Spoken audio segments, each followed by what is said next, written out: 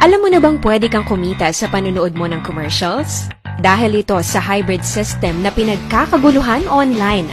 Student, OFW, parent, part-time worker, full-time worker, ito ang sistema na para sa'yo.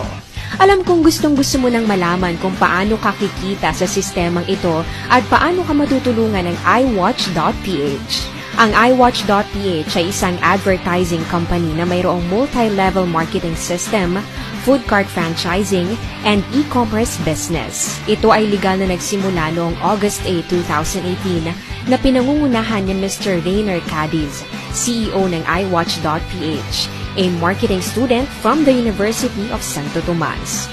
Joseph Regalario, the COO or Vice President, an engineering student from the University of Makati. And lastly, Jerome Operio, the Chief Marketing Officer, a Filipino-Chinese, also a marketing student from the University of Santo Tomas.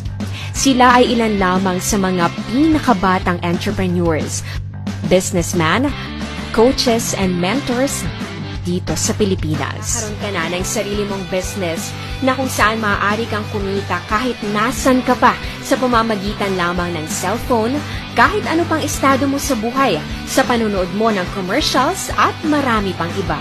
Panigurado excited ka ng maging ganap na iWatcher. For more details, i-contact mo lang ang taong nag-send ng video na ito sa'yo at oras na para magsimula. Again, we are iWatch.ph, the greatest advertising company that gives you the word guaranteed. Be one of the pioneers. Be an iWatcher.